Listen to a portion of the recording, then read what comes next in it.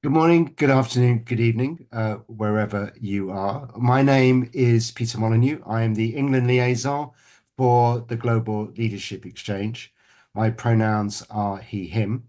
And I'd really like to welcome you and to this podcast, which is part of a series of podcasts we're doing with leaders and change makers in mental health, in substance abuse, and in disability.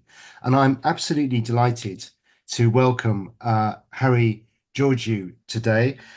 Harry's going to introduce himself in a minute, but just to say that he is the Youth Advisory and Co-Production Assistant with DFM, but I know he has many other roles as well. So Harry, why don't you tell us a bit about yourself, please?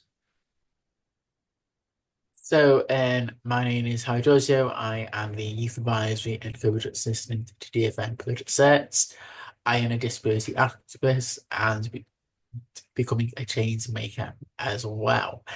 As well as my role with DFN, I also strive for inclusion, diversity, and equality for people with a learning disability, people with autism, and people who are who have disabilities. And I believe everybody has the right of respect and dignity, no matter what your situation is. So how did you get into this kind of work? What? So I got into this kind of work really by accident.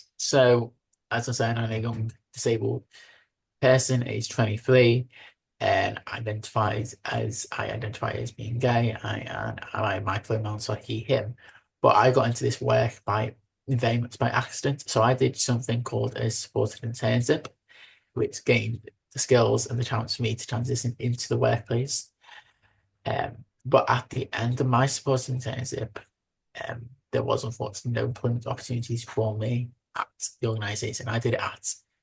But I started to learn then about how the world isn't set up for people like me, especially transitioning into work and really looking at the situation at that time. The figure was 6%.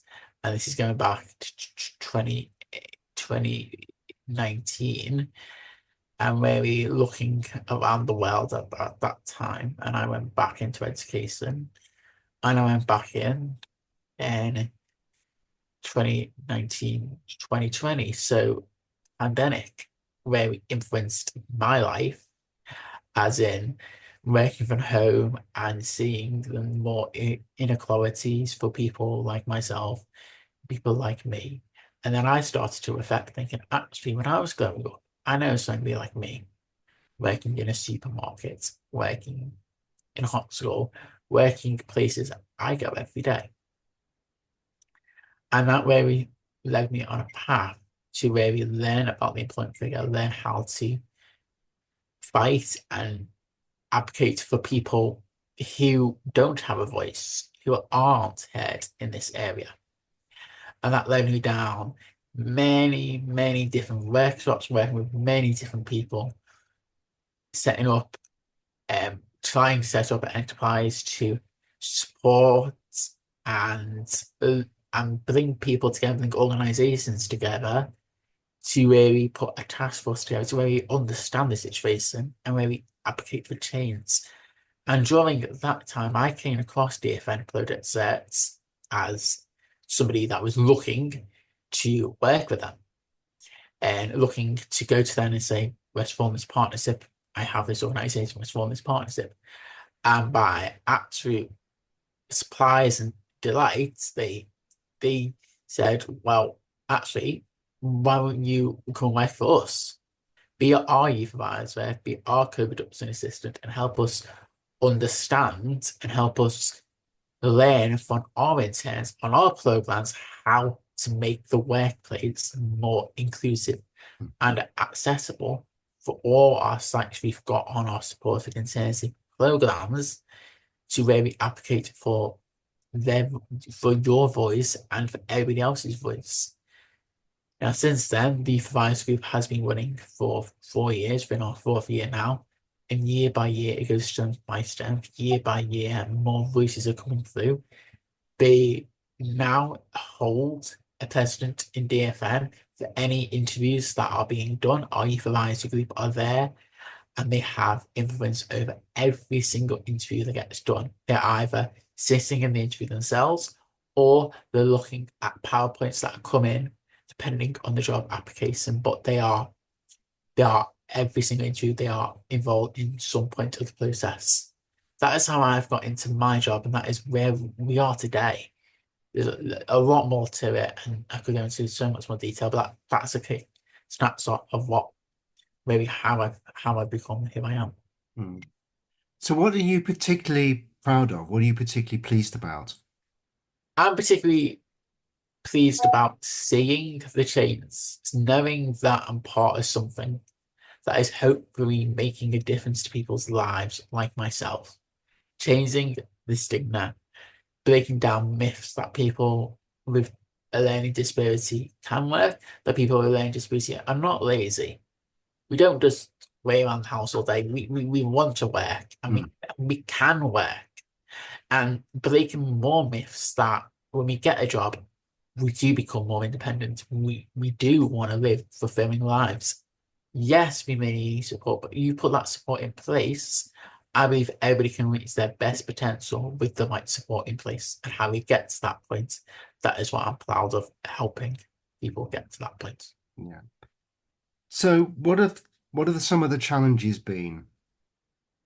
Well, some of the challenges have been really direct communication comes up time and time again as the number one barrier, not just for people with a learning disability, not just for people with autism, not just for people with ADHD, not just for all people with disabilities, for people, even if you don't have a disability, the number one barrier is that direct communication piece, that decisions for disabled people are sometimes not made by disabled people, or they are not included in that decision, or not included in that decision process. Now that could be a personal decision, or that could be a national decision. Mm. And until we bring, until we really understand, until we can really bring the forefront of actually, we do have a voice, we do have the right to have our voice heard, listened to, acted upon. That's the point when we will really start to see the difference of breaking down the rest of the barriers that surrounds transitioning into work. We're already making great strides with supported internships, with other transitional programs into work. But time and time again, the number one letdown is that communication piece. Our departments aren't talking to departments, or they're not communicating directly with the people and the lives it directly affects. And is that what level is that? Is that employers or is that elsewhere in the system? That ranges from that could range from a personal decision, Hmm. that can range from a national decision. So uh, that could be employers, that could be governments, that could be Mm. national. But the number one place we're seeing that isn't in work. It's more in bigger settings. It's more about decisions being made on behalf of disabled people that Yeah. affects loads of disabled people. That could be, for example, that could be in a medical setting where somebody goes into the hospital with their parents or their carer, and instead of the conversation being directed to that individual, it's directed to the parents or carer. That could be the same. Yeah. We're talking about uh, going to a shop that somebody passes the change to the carer and presumes that's okay to do, but actually not Mm. directly communicating with that individual. Everybody has the right to decency and respect. Even if that person can't communicate, just giving them that eye contact, just so I do respect you, and you are in the room, and we are talking about you, but we are talking to you about you. Yeah. And that respect piece that goes a lot further than anything else. Yeah. And what do you, so many of us work for organizations. And so even if we're service providers or we work in a policy context, we are employers as well. What would you like? employers to think about? So there's a few things that I like employers to think about. And if you just go back to the hiring process, Hmm. the number one thing is look at the way you're recruiting. Look at the way you can recruit differently. So that might be accepting a video CV. That might be doing a work tab. But the number one thing all employers should be doing is doing a support internship. There's training out there right now to become a employer ba- employer employer ambassador training, and that training really shows you what a support internship can do. This is a this is a you can find the training on YouTube, and it is English training, and so it is for companies within England Mm. that have that training and in the UK. But the number one thing they should be doing is really looking at that hiring process and looking at how they can make it inclusive. For example, if you're hiring a cleaner, what are the what are the basic things you need for that job? You need somebody to be able to clean the floor. You need somebody to be able to turn up on time. You can train the rest. You can train the rest. So take the bare minimum of that job description and just put it as a job description. Don't use all these fancy buzzwords. Don't use all these high flying words. Don't say, oh, you need 7 o'clock, 7 qualifications, because you don't to be a cleaner. You don't need that uh, to work on a counter. You don't need that to work in a pub. You don't need that to work in an office on a computer as a secretary. Where you can get rid of all those buzzwords, all those qualifications, just have a basic application. That would go a lot further, and you'll get a lot of different hardworking people that want to go into work. Thank you. So Harry, you referred to being a gay man. I mean, how does that fit with the work you're doing? And do you think there are particular experiences that you have that perhaps others don't? So I think being identified as LGBTQ plus, Hmm. and then when you throw a learning disability and when you throw vulnerability on top of that, it does give you different aspects of life.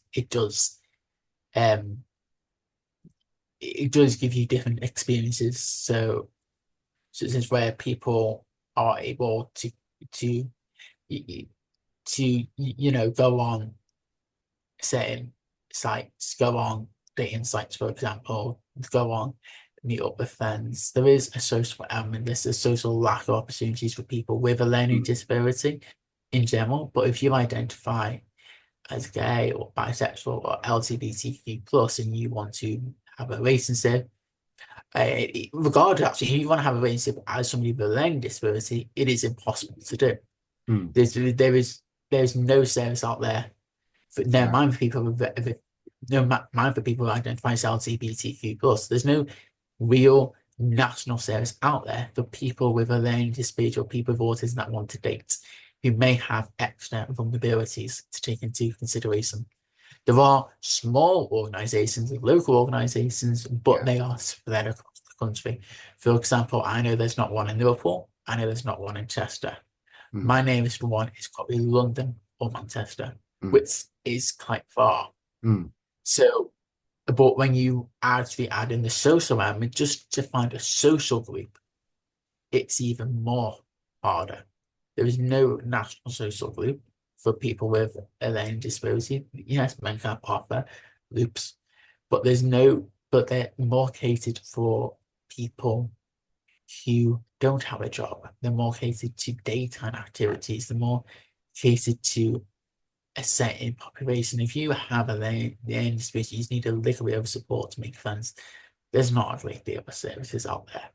And then when you add in dating, there's nothing. So being Right. LGBTQ plus on top of that, it is completely different. It is gives you a completely different outset of life. It does mean that people, parents, people with a learning disability or parents or people with vulnerabilities may be a bit more protective, and they're protective for the right reasons. But being identified as LGBTQ plus, Hmm. I'm proud to identify as that, even though I know I've even though I know that the services aren't out there yet. They will be one day. And we just got to live in hope that somebody sees the value of actually allowing this society, this members of society to live their fulfilling lives, because nobody expects people with a learning disability, nobody expects people with autism to drink, to smoke, to have a relationship. That's not expected. It's also not expected for them to work. Yeah. They're expected to sit at home every day Mm. and do nothing. But that is completely not true. I know people who have relationships. I know people who drink. I know people who smoke. Like, we are human beings at the end of the day, and all we want is that space to be a human being Mm. with the right support in place. And I don't think that's a lot No. to ask for. And I'm really struck by the fact that you kind of already in that exchange just referred to a number of barriers that there's not thinking about the fact that people have a sexuality. There's not thinking about the fact that people might be working. And there's not then thinking about the fact that there will be different sexual identities as there are in the rest of the population. I'm gonna tell you a little bit of a story now. I'm gonna leave obviously names out of it, but I've been to a few events, Mhm, and at a few events, I've seen disabled people drink. I've seen disabled people drink, and I've had comments as in, "Oh, they shouldn't be drinking." These adults are 18 years old. mhm, So what does it affect you whether they drink? The comment they had was because they had a learning disability.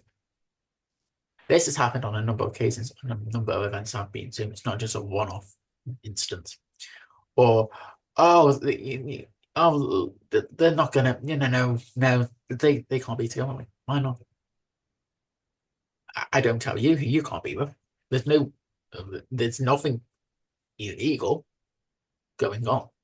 There's no safeguarding concerns. It's just because they have a learning disability, they can't be together. Or because they have a right. learning disability, they can't drink, which is Yeah. ironic. I don't tell you what to do. Please don't tell us what to do, unless there is a real concern.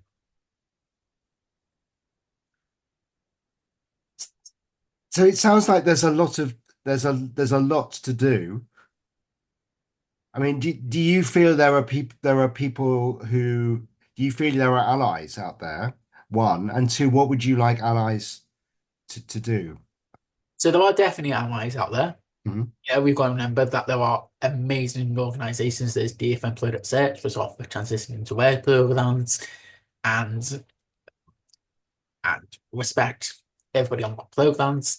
There's other organisations such as HFT that offer social groups and support. I mean, there's MenCap as well, and of course there's Scope.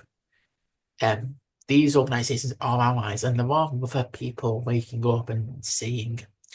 But the most powerful allies we could ever have is the disability community themselves, yeah.